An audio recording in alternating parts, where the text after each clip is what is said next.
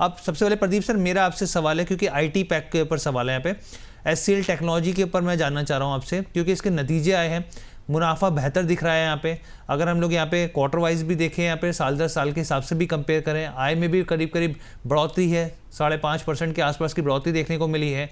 जो डिविडेंड है वो 12 रुपये प्रति शेयर का दिया गया है। कांस्टेंट करेंसी जो है वो भी आप देखिए कि बढ़ती दिखी है यहाँ पर। और इसके साथ ही एआई को लेकर जो है कंपनी ने ऐलान किया, अपने रेवेन्यू का बताया, पहली कंपनी बनी है जिसने अपने जेन एआई के बारे में, रेवेन्यू के बारे में जानकारी दी है। और साथ ही यहाँ पे जो गाइडेंस है वो उसको कांस्टेंट रखा है 3 से 5%, ना उसमें कोई बदलाव हुआ, जो पिछली बार था वही यहाँ पे रखा है। अब आपके हिसाब से मैं समझना चाह रहा हूँ, क्योंकि पिछले कुछ समय से आईटी पैक में बहुत ज़्यादा पेन झेला है, क्या आपको लगता है स्थिति अब सुधरती हुई दिखेगी यहाँ पे, क्योंकि टीसीएस के नंबर भी ठीक ठाक रहे? हर्ष जी, मैं ना बहुत ही पॉजिटिव हूँ इस सेल टेक्नोलॉजी को लेके। पहले जी भी मैं था और अभी भी रिजल्ट जिस तरीके से पॉजिटिव आया है।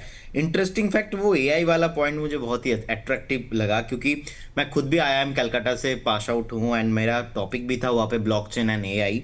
एंड जिस तरीके का मेरा वहाँ पे नेटवर्क बना, बड़े बड़े सिटी बैंक का, एसबीआई का, अलग अलग जेपी मॉर्गन का वाइस प्रेसिडेंट भी मेरा वहाँ पे क्लासमेट थे। तो पूरे दुनिया ना एआई में एंड वेब 3 में शिफ्ट हो रहा है। एंड इंडियंस में भी हम देखेंगे मैक्सिमम जितने बड़े बड़े बैंक है, अपना पीछे पीछे से सबका एआई का काम चालू है। जब ये रेवोल्यूशन आएगा ना, बहुत धमाका मच सकता है। और एचसीएल टेक्नोलॉजी का स्पेशली रिजल्ट का वो हाईलाइट मैंने देखा, बहुत बढ़िया लगा मुझे।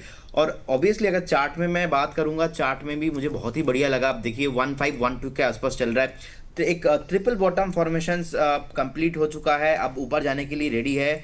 1720 उससे पहले कोई रेसिस्टेंस है ही नहीं। तो अगर किसी के पास पोजीशन है, आप तो बने रहिए सीधा सीधा। अगर आपको फ्रेश पोजीशन पे एंट्री करना है तो फ्रेश पोजीशन भी आप करके जाइए।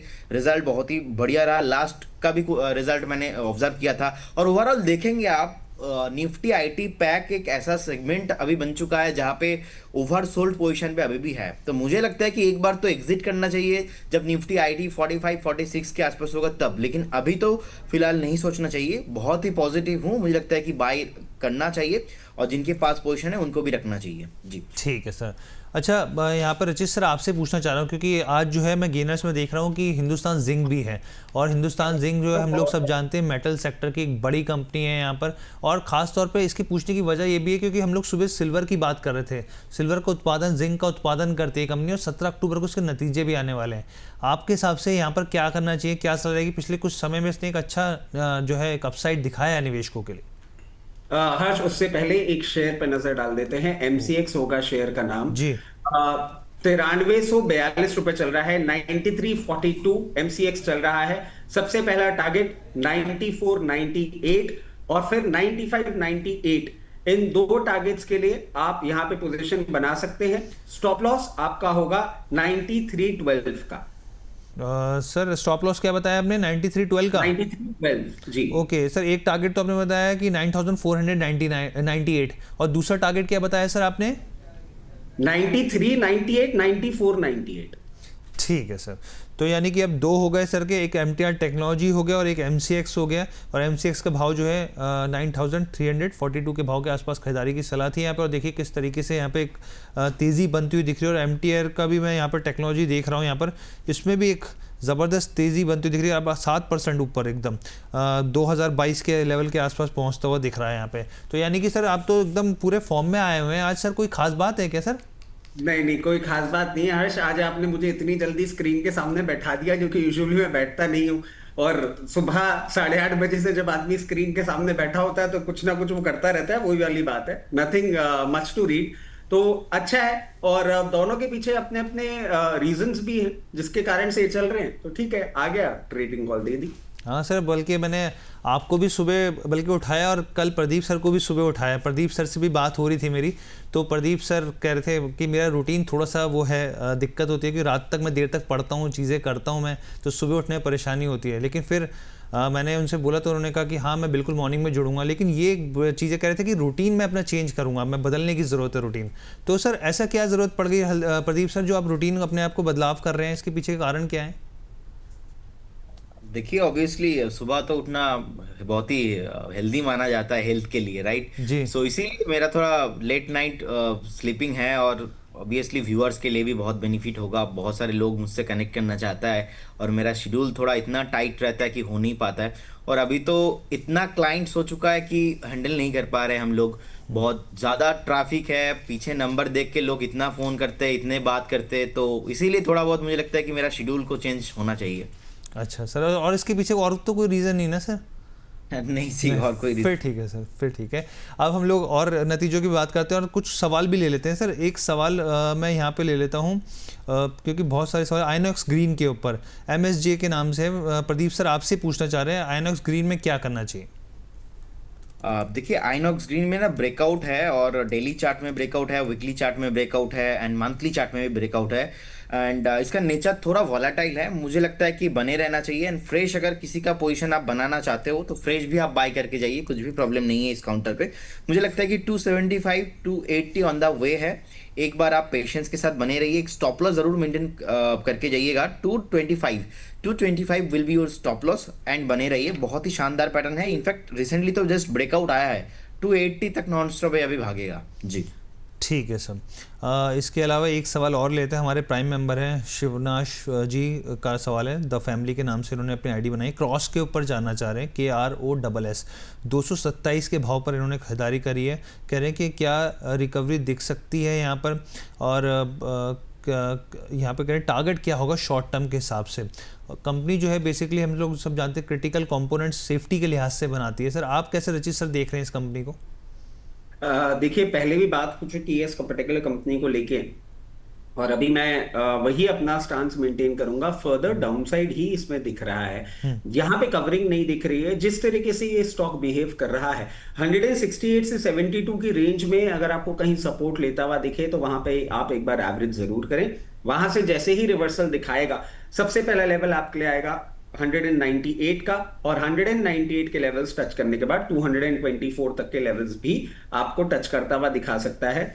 इसके साथ साथ हर्ष, मैं एक और चीज ऐड कर देता हूं, MCX में पहला टारगेट हिट हो गया है, दूसरा टारगेट हिट होने वाला है। अब जो भी इसको पोजिशनल कॉल की तरह जिन्होंने बाइंग अपनी करी है और यहाँ पे नहीं वो प्रॉफिट बुक किए हैं, उनके लिए एक और टारगेट हम सुझा सकते हैं 9680, 9680 रुपए तक का आपको मूवमेंट देखने को मिल सकता है MCX में। बट मार्केट वॉलेटाइल है, अपने रिस्क एपेटाइट के हिसाब से ही पोजीशन बना के रखिएगा। पहला टारगेट हिट हो गया है, दूसरा हिट होने वाला है। वाह, पहला टारगेट हिट हो गया और दूसरा टारगेट हिट होने वाला है। और जो आगे अभी जो पोजीशन बनाना चाहते हैं उनके लिए भी, जिनको लगता है कि गाड़ी छूट गई, तो गाड़ी नहीं छूटी है। सर ने बताया कि 9680 के लेवल्स भी यहाँ पर देखने को मिल सकते हैं, लेकिन हाँ बाज़ार वॉलेटाइल है, इस चीज़ का आप ज़रूर ध्यान रखिए। सर आनंद राठी के नतीजे, और आज जो है आप देखिए ज़बरदस्त धुआंधार प्रदीप सर तेज़ी देखने को मिल रही है यहाँ पे। अगर हम Q2 के नतीजे यहाँ पर देखें तो कंपनी का मुनाफा जो है वो करीब 30%, 30.5% बढ़ता हुआ दिखा है यहाँ पे। आय जो है उसमें भी बढ़ोतरी देखने को मिली है, करीब 22.7% की तेज़ी यहाँ पर देखने को मिली है। 6% का कंपनी की तरफ से डिविडेंड देखने को मिला है। और पिछले कुछ समय से यहाँ पर कंपनी जो है टेक्नोलॉजी पर निवेश कर रही है, टेक्नोलॉजी पर काम कर रही है। और सुबह भी हम लोग लगातार चर्चा कर रहे थे रचित सर से, आप इस स्टॉक को कैसे देख रहे हैं, और अगर कोई लॉन्ग टर्म का नज़रिया लेके चल रहा है आनंद राठी में, क्योंकि पिछले कुछ समय में, पिछले कई क्वार्टर्स में हम लोग देख रहे हैं बहुत तेज़ी से एक्सपेरिमेंट कर रही है कंपनी, बदलाव कर रही है अपनी चीज़ों को लेकर। आप कैसे देख रहे हैं और आगे के लिहाज से बेहतर है कि? देखिए लॉन्ग टर्म व्यू पॉइंट से मुझे लगता है कि जिनके पास पोजीशन है उनको होल्ड रखना चाहिए। एटलीस्ट नेक्स्ट 2 क्वार्टर का टारगेट मैं देख पा रहा हूँ यहाँ पे 3450 3500 तो आना चाहिए। मैक्सिमम 3 से 4 महीना लगेगा आपको वो आने में। अगर आप और थोड़ा लंबा जाते हो, जिस तरीके का ग्रोथ पास्ट में भी रहा है, हम देखेंगे कि 2022 के बाद जब से IPO आया था, लगातार जिस तरीके से परफॉर्मेंस है, बीच में थोड़ा बहुत अपना 24 में कंसोलिडेशन भी रहा, फ्रेश अभी मोमेंटम चल रहा है। रिसेंटली जो एक डिप लगाया था वहाँ से फिर से एक बार जो एक मॉर्निंग स्टार पैटर्न मुझे दिखाई दे रहा है चार्ट में, ऑलमोस्ट रिसेंट जो बॉटम है बॉटम के आसपास। सो बॉटम के आसपास जब भी मॉर्निंग स्टार कैंडल होता है, वो उसके बाद जब ब्रेकआउट बनता है, वो ब्रेकआउट बहुत सस्टेनेबल होता है। एंड फंडामेंटल भी मुझे अच्छा लगता है, एंड थीम बहुत बढ़िया है। अभी भी इंडिया में लोगों को आना है वेल्थ बिजनेस में, स्टॉक मार्केट में, तो मुझे लगता है कि इसका ग्रोथ कंटिन्यू रहने वाला है। तो जिनके पास पोजीशन है आप बने रहिए। 3400 3500 एकदम शॉर्ट टर्म का टारगेट रहेगा। मैक्सिमम 3 से 4 महीना 5 महीने में आपको आना है। 3500 के ऊपर भी मुझे लगता है कि 4000 तक भी पॉसिबल हैगा, लेकिन 3500 के बाद एक बार हमें रिव्यू करना चाहिए। बिल्कुल। और सर देखिए, देखते देखते ये स्थिति हो गई कि भारत में पहली बार, इतिहास में पहली बार 10 ग्राम सोना 1.28 लाख पर ग्राम पे मतलब पहुंचता हुआ देखा, ये स्थिति है। और सिल्वर ईटीएफ में तो हम लोग पागलपन देख ही रहे हैं। मतलब हो क्या रहा है ये समझ में नहीं आ रहा कि ऐसा ना हो कि कोई बबल की जो हम बातें कर रहे हैं अमेरिकी बाजार में बबल है, तो यहाँ पर भी मतलब गोल्ड और सिल्वर की जो स्थिति देखने को मिल रही है वो बड़ी हैरान और चौंकाने वाली है यहाँ पर। और बहुत सारे फंड्स ने तो यहाँ तक कि जो इन्वेस्टमेंट है वो भी बंद कर दिया यहाँ पे।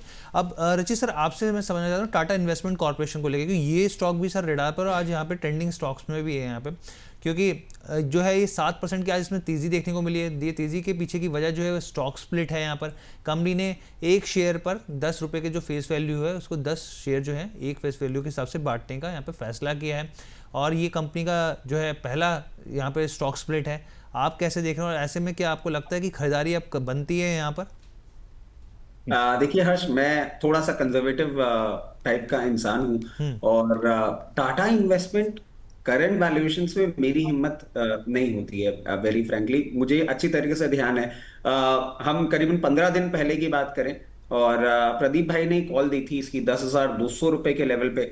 जब वो कॉल दे रहे थे तब मुझे, या 10,100, मतलब लेवल्स मैं थोड़े से भूल जाता हूँ, तब मुझे लगा था ये बहुत ज्यादा रिस्की स्टेप ले रहे हैं। बट उसके बाद 11,847 रुपए तक का हाई मारा था इस पर्टिकुलर काउंटर ने। मेरा कन्विक्शन अभी भी नहीं हो पा रहा है। मैं थोड़ा सा दूरी बना के रखूंगा इस पर्टिकुलर काउंटर पे। और हाँ, ये जरूर कहूंगा कि जैसे ही प्रॉफिट टेकिंग आती है और लोअर लेवल्स पे कहीं देखने को मिलता है तो हम कंसिडर कर सकते हैं। जिन लोगों ने पोजीशन बना रखी है हायर लेवल पे अपना प्रॉफिट बुकिंग चालू रखें। थोड़ा सा वैल्यूएशन स्ट्रेच है। मेरा जो कन्विक्शन जिस टाइप का है ना, उसमें ये सेट नहीं बैठता, but I would prefer booking profits. अच्छा, प्रॉफिट बुकिंग की आपकी सलाह रहेगी यहाँ पर। इसके अलावा टाटा मोटर्स के डीमर्जर को लेके प्रदीप सर, हम लोग देख रहे हैं रिकॉर्ड डेट है आज, और यहाँ पे जो है कमर्शियल व्हीकल्स जो है वो अब यहाँ पे अलग एक इकाई और एक अलग एंटिटी बनता हुआ दिखेगा यहाँ पे। आप इस समय टाटा मोटर्स को कैसे देख रहे हैं? क्योंकि हम लोग ब्रोकरेज पे रिपोर्ट पे भी लगातार रोजाना चर्चा कर रहे हैं। यहाँ पे आपके हिसाब से जो 1:1 रेशियो के डीमर्जर का जो ऐलान होता हुआ दिखा है, इसके नज़रिए के हिसाब से, और जो टाटा मोटर्स में जो निवेशक फंसे हैं बेचारे, वो बड़े कंसर्न है यहाँ पे। इवोको का भी हमने देखा यहाँ पे कि पहले खबर निकल के आई कि भाई वहाँ का अधिग्रहण हो रहा है यहाँ पे, और जो देखें हम लोग टग ऑफ वॉर चल रहा है टाटा ग्रुप के अंदर, वो भी काफ़ी ज़्यादा हैरान करने वाली चीज़ें हैं। तो तमाम तरह के संकेत है जो माइंड में जो है एक निवेशक के प्रेशर बनाता है। आप कैसे देख रहे हैं यहाँ पर?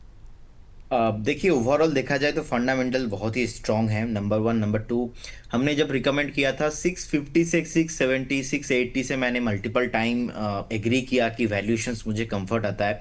अब जिस हिसाब से ये एक्चुअली एडजस्टेड प्राइस मेरे सामने अभी चार्ट में कुछ आई थिंक टेक्निकल इशू है तो नहीं आ पा रहा है, मैं नहीं देख पा रहा हूँ एडजस्टेड प्राइस। सो मुझे लगता है कि टेम्पोररी जैसे ऐसे एडजस्टेड होता है, कभी भी एडजस्टमेंट होता है तो 2-4 दिन, 5 दिन, 1 हफ्ता, 2 हफ्ता में वेट करना चाहिए, हड़बड़ी नहीं करना चाहिए। प्राइस को सेटल होने दीजिए, उसके बाद 2-4 दिन, 5 दिन का मूवमेंट देखने के बाद ही मुझे लगता है कि न्यू फ्रेश एंट्री करना चाहिए। अब फंडामेंटली देखा जाए तो अभी तक तो बढ़िया है, लेकिन बहुत टाइम से नहीं चल रहा है। एक प्राइस करेक्शंस तो हुआ ही है, उसके साथ साथ अभी एक टाइम करेक्शंस के अंदर फंसा था। तो मुझे लगता है कि जिनके पास पोजीशन है आप बने रहिए, लेकिन फ्रेश एंट्री 2-4 दिन, 1 हफ्ता देखने के बाद ही, अगर किसी को लगता है एक बार फिर से रिव्यू करने के बाद करना चाहिए। ठीक है। यहाँ पर रचित सर, क्योंकि कुछ मैं लगातार स्टॉक्स को देखता रहता हूँ, ऑब्जर्व करता रहता हूँ, तो कुछ स्टॉक्स ने यहाँ पर जो है अपने नए पीक, नए हाई बनाए हैं, ऑल टाइम हाई बनाए हैं, जिसमें क्यूबेड है, इंडियन बैंक है, एलटी फाइनेंस है, बजाज फाइनेंस है, और ख़ास तौर पे यहाँ पे देखिए फोर्टिस हेल्थ केयर है, क्योंकि बोला जा रहा है कि अब आने वाली जो यहाँ पर जो अपसाइड है वो यहाँ पे हेल्थ केयर सेक्टर में देखने को मिल सकता है, हॉस्पिटल्स में देखने को मिल सकता है। इसके अलावा आइनॉक्स ग्रीन की तो अभी हमने बात ही की, एचबीएल इंजीनियरिंग भी है। सर, आप हेल्थ केयर सेक्टर को कैसे देख रहे हैं यहाँ पे, और ख़ास तौर पे आपको शेल बी जैसे स्टॉक्स हैं जो अभी बहुत ज़्यादा, जिनमें वॉल्यूम नहीं देखने को मिलता, उस तरह के स्टॉक्स को आप कैसे रीड कर रहे हैं? और आपको लग रहा है कि आने वाला जो फेज़ है यहाँ पे, आने वाले 10 साल जो एक डिकेड है, वो इसके ऊपर समर्पित किया जा सकता है, एक सपोर्ट के तौर पर देख सकते हैं यहाँ पे? देखिए, हेल्थ केयर स्पेस में आपने एक चीज नोटिस करी हो, अभी खबर भी आई थी जहां पे गवर्नमेंट का एक जो क्राइटेरिया होता है to fund the patients of private hospital में, उसका नाम एग्जैक्टली अभी मेमोराइज, मतलब सर सीजीएचएस में था एक, तो गवर्नमेंट की तरफ से सीजीएचएस, वो गवर्नमेंट के लिए। जी सर। उसमें 15 साल बाद एक रेट रिवीजन हमने देखा था, और उस रेट रिवीजन के बाद आप एक देखें, प्रॉपर अपसाइड देखने को मिल रहा है इन सारे हेल्थ केयर स्पेस में। अब हेल्थ केयर स्पेस में मैं समझता हूं आपके लिए जो करंट वैल्यूएशंस पे कंफर्ट दे रहा है, क्योंकि वैल्यूएशन सबका ना एक शिफ्ट हुआ है, एक पूरा री रेटिंग कैंडिडेट्स बन रहे हैं। फोर्टिस हेल्थ केयर कंफर्टेबल लगता ही है। उसके साथ साथ आप देखें जिस तरीके से नारायण हृदयालय अभी यहाँ पे प्लेस्ड है, ये भी अट्रैक्टिव लग रहा है। एस्ट्रेडियम थोड़ा सा स्ट्रेच कर गया है, तो इसमें मैं समझता हूँ 1-2 क्वार्टर आपको वेट करना पड़ेगा। अपोलो हॉस्पिटल अभी इस रनअप के बावजूद अच्छा लग रहा है। मेरी समझ से इन 3-4 काउंटर्स पे आप नजर रख सकते हैं। और क्योंकि हर्ष आपको समझना होगा कि बहुत सारे पेशेंट्स हैं ऐसे जो इस पर्टिकुलर स्कीम को यूज करते हुए जाते हैं। एक रेवेन्यू क्रंच इनको फेस हो रहा था, इन क्वार्टर्स टू कम वो रेवेन्यू क्रंच अब इनको खत्म होता हुआ दिखेगा। मेरी समझ से आप जरूर हेल्थ केयर स्पेस में जहां भी लोअर लेवल पे आपको डिप दिखे पोजीशन बना सकते हैं। क्योंकि सर यहाँ पर दो ही सेक्टर हैं, जिस तरीके से आबादी बढ़ रही है, पॉपुलेशन बढ़ रही है, जिस तरह डिमांड बढ़ रही है, एक तो यहाँ पे हॉस्पिटैलिटी आता है और एक हॉस्पिटल आता है। तो मैं यही समझना चाह रहा हूँ प्रदीप सर, आपके रडार पर है कोई यहाँ पर जो आपको लगता है अच्छा है हॉस्पिटैलिटी सेक्टर में, जहाँ पर आपको लगता है कि आने वाले समय में एक मजबूती के तौर पर देखने को मिल सकता है? बहुत सारे ऐसे हैं जो नए स्टॉक्स भी आने वाले हैं, लिस्टेड होने वाली कंपनियाँ। देखिए बेसिकली कंफर्ट नहीं है, ऐसा ऐसा कोई स्टॉक मुझे इमीडिएटली तो ध्यान में नहीं आ रहा है जहाँ पे कंफर्ट। फोर्टिस हेल्थ केयर मुझे बहुत बढ़िया लगता था, लेकिन बहुत चल चुका है, हम्म। तो अभी करेंट जोन से तो बाई करने का सलाह नहीं रहेगा। And second thing, star DM health care भी रिलेटेड टू एटलीस्ट, चलो सिमिलर काउंटर से ही है, बढ़िया लगता है, लेकिन कंफर्ट जोन नहीं है क्योंकि बहुत ऊपर आ चुका है। तो ऐसा अगर कभी भी रडार पे आता है कुछ भी, मैं डेफिनेटली शेयर करूंगा। ठीक है, इसके एक हमारे व्यूअर का सवाल है, और पिछले कुछ समय में हमने देखा मॉस चिप को लेकर एक ज़बरदस्त पागलपन देखने को मिला, क्रेज़ देखने को मिला। अब हमारे एक व्यूअर हैं यहाँ पे एरो माइंड्स के नाम से, उन्होंने कहा कि मॉस चिप में क्या एवरेज कर सकता हूँ यहाँ पे, क्या अभी बाइंग लेवल जो उन्होंने कहा कि बहुत नीचे चला गया है, बाइंग प्राइस 284 है, काइंडली इन्फॉर्म क्या किया जाए यहाँ पर? रचित सर। देखिए मॉस्चिप के लिए हमने लास्ट वीक भी जब बात करी थी, स्टॉक अच्छा है, फंडामेंटली सारी चीजें सही हैं। कहीं भी 244 लेवल्स के आसपास आपको आता हुआ दिखता है, वहां पे जरूर आप पोजीशन बना सकते हैं। और उसके पहले कोई ऐसा कंफर्टिंग लेवल नहीं दिख रहा है जहां पे आपको पोजीशन बना के रखनी चाहिए। उसके साथ साथ हर्ष एक और चीज मैं अपडेट करना चाहूंगा, एमटा टेक्नोलॉजीज का जो आपको अभी ट्रेडिंग कॉल दी थी, उसका पहला टारगेट हिट हो गया है। आप चाहें तो इन्फॉर्म कर सकते हैं। सेकंड टारगेट के लिए जो लोग कैरी फॉरवर्ड ट्रेड अपनी करना चाहें वो करें। उसके साथ साथ लास्ट फ्राइडे आपके शो के माध्यम से दिवाली तक के लिए एक कॉल दी गई थी एम्बर एंटरप्राइजेस, 28,295 में दी थी, 8,295 में, 8,398 का पहला टारगेट था, ये हिट हो चुका है। जो लोग इसमें अपनी पोजीशन को थोड़ा स्क्वायर अप करना चाहें वो जरूर फोकस कर सकते हैं। तो इस पे नजर रखें। और मॉस्चिप कंपनी अच्छी है, बिल्कुल भी परेशान ना हो। 244 लेवल्स पे आए जरूर अपनी पोजीशन बना सकते हैं। बिल्कुल। और यहाँ पर हम लोग यहाँ पे एलजी इलेक्ट्रॉनिक्स की बात करते हैं, उसको फिर टाटा कैपिटल की बात करते हैं पे। तो सबसे पहले एलजी इलेक्ट्रॉनिक्स की बात करते हैं। अभी देखिए आज इसकी कंपनी की लिस्टिंग हो गई और ये करीब करीब यहाँ पे 11,500 करोड़ से ज़्यादा का आईपीओ था। यहाँ पे प्राइस बैंड जो था 1080 से लेकर जो अपर प्राइस बैंड था 1140 रुपीज़ था। 54 गुना जो था इससे सब्सक्रिप्शन देखने को मिला था। और आप देखिए लिस्टिंग कहाँ पर हुई है, 1710 के भाव पर ये लिस्ट होता हुआ दिखा है, यानी कि धुआंधार लिस्टिंग जो है एलजी इलेक्ट्रॉनिक्स में देखने को मिल रही है यहाँ पर। और मैं ये भी देख रहा था कि जो ब्रोकेजेस रिपोर्ट हैं, चाहे आप यहाँ पे बात की न्यूमरा की, उन्होंने यहाँ पे 1800 का लक्ष्य दिया है, एम्बिट की बात कीजिए 1820 का लक्ष्य दिया है, एक्वेरिस की बात कीजिए 1705 का, मोतीलाल ओसवाल ने भी 1800 का, और प्रभुदास लीलाधर ने भी 1780 का दिया है। यहाँ पे आप देखिए शेयर जो है ओपनिंग हुई 1710 पे और अभी जो है 1750 के लेवल पे यहाँ पे आके बैठा हुआ है। तो सबसे पहले प्रदीप सर मैं आपसे समझना चाहता हूँ यहाँ पे जो एलजी को लेकर यहाँ पर ज़बरदस्त क्रेज़ देखने को मिला, ग्रे मार्केट प्रीमियम देखने को मिला और लिस्टिंग जो है धुआंधार होती हुई दिखी, और तमाम ब्रोकरेज रिपोर्ट जो अभी भी बुलिश है और जो कह रही हैं कि आप अभी भी इसको होल्ड रखिए, अभी आप इसमें आगे वाले दिनों में अपसाइड देखने को मिल सकता है। आप इसको कैसे देख रहे हैं, क्या पार्शियल प्रॉफिट बुक करना चाहिए या रुकना चाहिए? डेफिनेटली हर्ष जी, देखिए एलजी ने तो पूरा रिकॉर्ड ब्रेक कर दिया। इनफैक्ट ट्विटर में ऐसा भी ट्रेंड हो रहा था कि पाकिस्तान का जितना जीडीपी है उससे ज़्यादा तो बीट आ गया एलजी इंडिया का। सो अब देखिए अभी 1660 अभी भी 45%, 46% के आसपास ऊपर है और लिस्टिंग गेन बहुत बढ़िया हुआ है। फंडामेंटली कुछ भी प्रॉब्लम नहीं है यहाँ पे। एलजी पर्टिकुलर कंपनी को रीड करने से पहले मुझे लगता है कि इन्वेस्टर्स को अपने खुद का बिहेवियर को रीड करना चाहिए। अगर आप शॉर्ट टर्म के लिए किए थे, लिस्टिंग गेन के लिए किए थे, तो बहुत बढ़िया लिस्टिंग गेन हो रहा है। तो डेफिनेटली एटलीस्ट आपको 50-60% तो प्रॉफिट बुक कर ही लेना चाहिए। अगर आपका व्यू थोड़ा भी बहुत मुझे लगता है कि 1 साल एंड अबव है, 1 ईयर एंड अबव है, तो मुझे लगता है कि डेफिनेटली आपको होल्ड रखना चाहिए, क्योंकि फंडामेंटल बहुत बढ़िया कंपनी है, बहुत प्रॉफिट कमाता है और लिक्विडेट भी बहुत है और कंजम्पशन थीम भी है। सो ऐसा कोई प्रॉब्लम नहीं है। लेकिन अगर हम देखेंगे फिर भी प्राइस मोमेंटम की बात करेंगे, जिस तरीके से आज ऊपर से थोड़ा बहुत हल्का हुआ है 1749, एंड प्रॉफिट बुकिंग भी लोगों ने किया है, बहुत सारे लोगों ने लिस्टिंग गेन के लिए ही पैसा लगाया था। तो स्पेशली जो भी व्यूअर्स हमें सुन रहे हैं, तो आप एक बार देख लीजिए आप कौन से हिसाब से पैसा लगाए थे, या लिस्टिंग गेन के लिए या अदरवाइज होल्ड करने के लिए मुझे लगता है कि कुछ भी प्रॉब्लम नहीं है। डेफिनेटली 1800 एवो मैं बहुत ही शॉर्ट टर्म में देख रहा हूँ। लेकिन जो अभी का लिस्टिंग हुआ है, अभी आधा घंटा हुआ है, मुझे लगता है कि पूरा दिन बाकी है, एक हफ्ता बाकी होगा, कहीं ना कहीं आपको तो डिप मिलेगा ही। डेफिनेटली एक बार आपको मुझे लगता है कि 40-50% एक बार लिस्टिंग गेन के लिए भी लिया था और शॉर्ट टर्म भी रखना पसंद करते हो, तो ऐसा भी व्यू है, तो थोड़ा बहुत प्रॉफिट बुक आपको करके जाना चाहिए।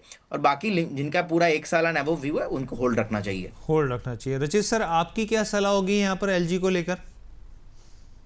देखिए, बहुत सारे आईपीओस की ऐसे हमने लिस्टिंग देखी है और अच्छे गेन्स पे रजिस्टर हुए हैं। बाद में थोड़ा सा एक ऐसा फ्लक्स पॉइंट आता है जब इतने जो फैंसी या यूफोरिया वाले आईपीओ होते हैं, आप यू नेम देम, जैसे कि बजाज हाउसिंग फाइनेंस को ही आप लेके चल लीजिए, बहुत यूफोरिक लिस्टिंग थी और भी बाकी सारे थे।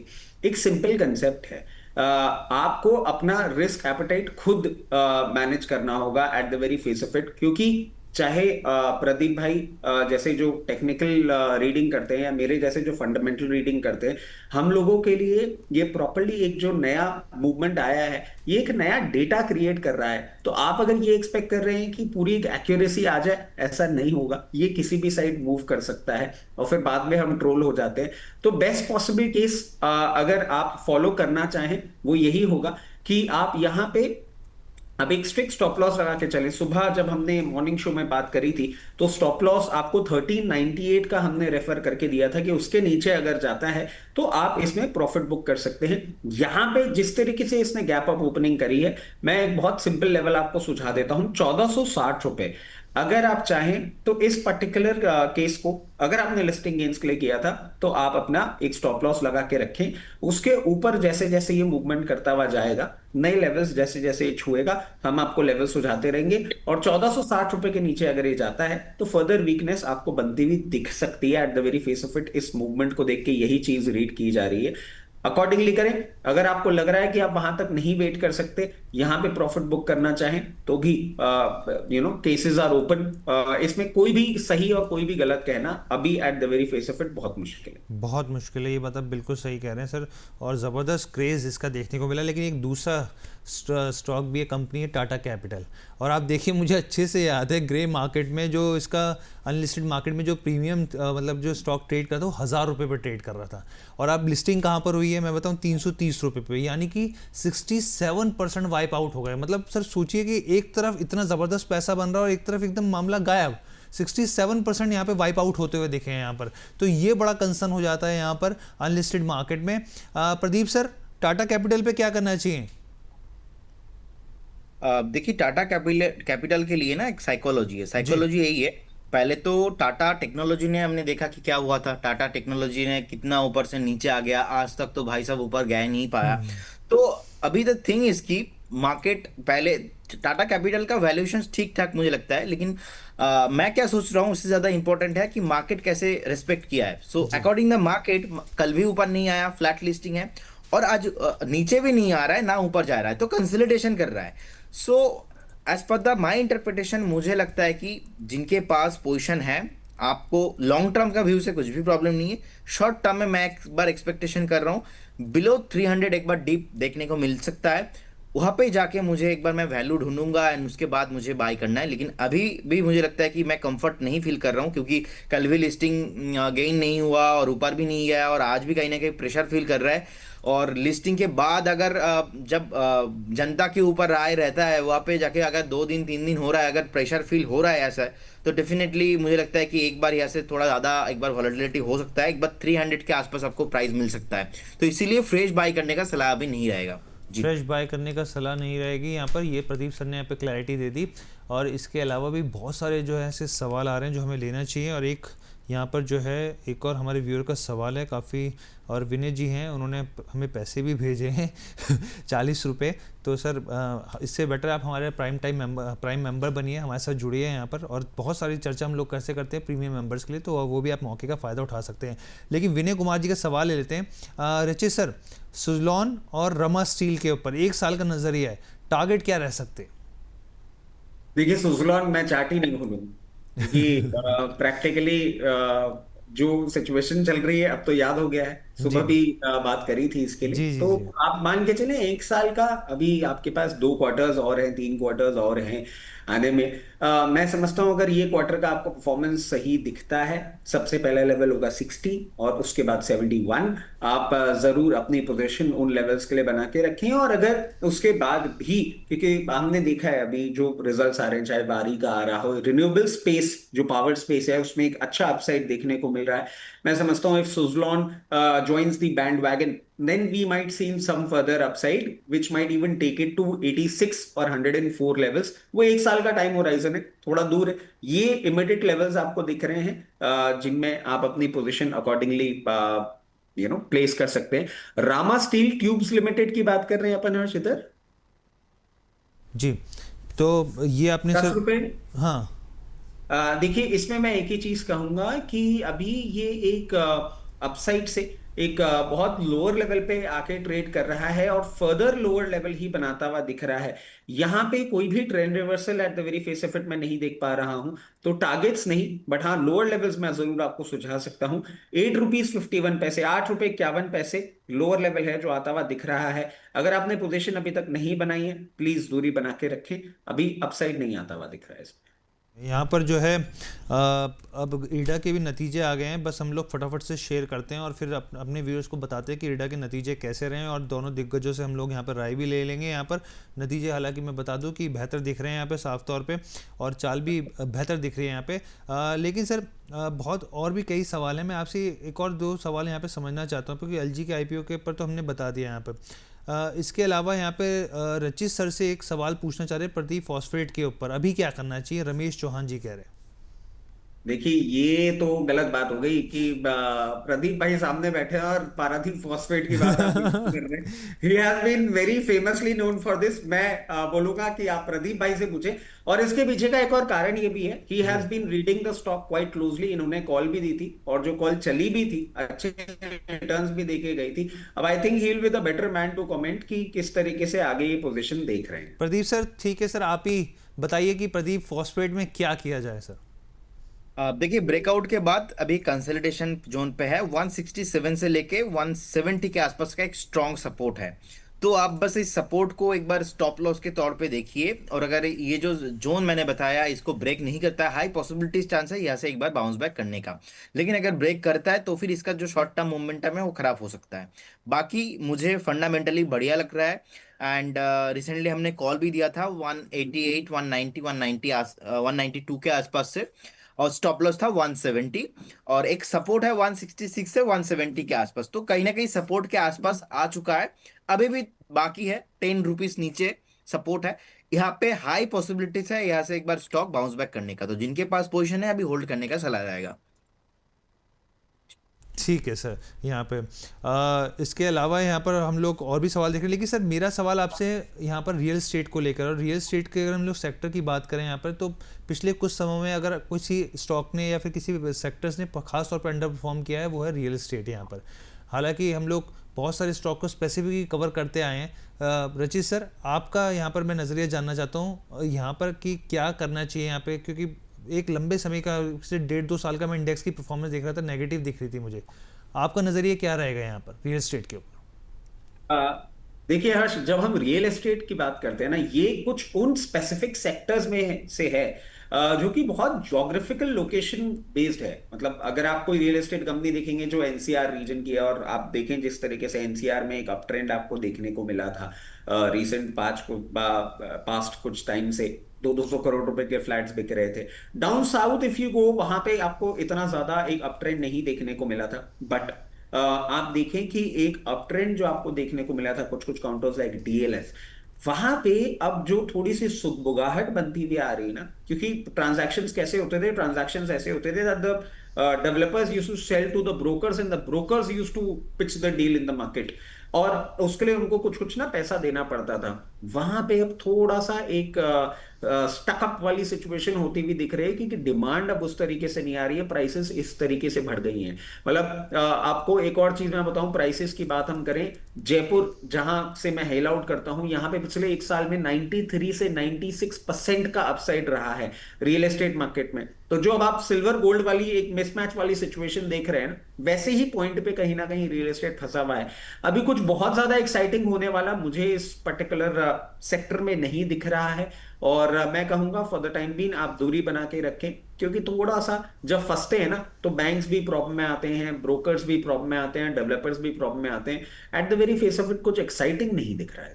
एक्साइटिंग नहीं दिख रहा। और इरडा के नतीजे आ गए और हम लोग एक एक करके अपने व्यूअर्स को बताए थे यहाँ पे कि इरडा के नतीजे कैसे रहे हैं यहाँ पर। तो देखिए तिमाही के हिसाब से आप देखिए एक अच्छा प्रदर्शन कंपनी ने दिखाया है यहाँ पे। मुनाफा जो है वो 41% बढ़ता हुआ दिखा है और आमदनी में भी 26% का, यानी कि मुनाफा जो है 41% बढ़कर करीब 550 करोड़ के आसपास आया है। नेट इंटरेस्ट इनकम की बात करें यहाँ पर तो 49% ये जो है बढ़कर 817 करोड़ के आसपास पहुँचते दिखिए। आय में बढ़ोतरी है। और यहाँ पे जो अगर हम एसेट्स की बात करें यहाँ पे तो और भी कई चीज़ें, हाँ जीएनपी की ग्रॉस एनपीए की बात करें तो यहाँ पर भी 4.13% से घटकर 3.97% पे पहुँचता हुआ दिखा है यहाँ पर। ये देखिए आपके सामने स्क्रीन पर नतीजे हैं। तो यानी कि एसेट क्वालिटी में इंप्रूवमेंट है, जो एनपी है उसमें भी इंप्रूवमेंट है, ग्रॉस एनपीए में भी इंप्रूवमेंट है, मार्जिन और एफिशिएंसी में यहाँ पर सुधार देखने को मिला है यहाँ पर। और आप ये समझिए एबिटा मार्जिन जो है वो लगातार ऊंचा बना हुआ है यहाँ पर। और इसके हिसाब से अगर आप मैनेजमेंट की भी कमेंट्री सुने तो मैनेजमेंट भी जो है वो कह रहा है कि भाई सोलर और विंड प्रोजेक्ट्स जो हैं उसमें हम लोग आगे वाले समय में एक अच्छी उम्मीद कर सकते हैं। कई तरह के कॉन्ट्रैक्ट्स और मिलते हुए दिखेंगे यहाँ पे। ग्रीन हाइड्रोजन, ग्रीन अमोनिया और ई मोबिलिटी प्रोजेक्ट्स को लेकर भी यहाँ पर जो है आगे जो है कंपनी देख रही है कि स्थिति पॉजिटिव होती और बेहतर होती हुई दिखेगी। इसके अलावा इन्होंने जो लक्ष्य रखा है FY26 के लिए कुल लोन बुक का, यहाँ पर ध्यान दीजिए, कुल लोन बुक का जो रखा है वो 65,000 से लेकर 17,000 करोड़ के दायरे में रखा है। और जो इरडा का स्टॉक है वो ग्रीन टेरिटरी में अभी रिएक्ट करता हुआ दिख रहा है, करीब 1% की तेजी देखने को मिल रही है यहाँ पे। प्रदीप सर, बहुत सताया है स्टॉक ने इरडा ने लंबे समय से। 234 का इसका 52 वीक हाई था और अब 152 पे, आधे पे लगभग। कैसे देख रहे हैं आप?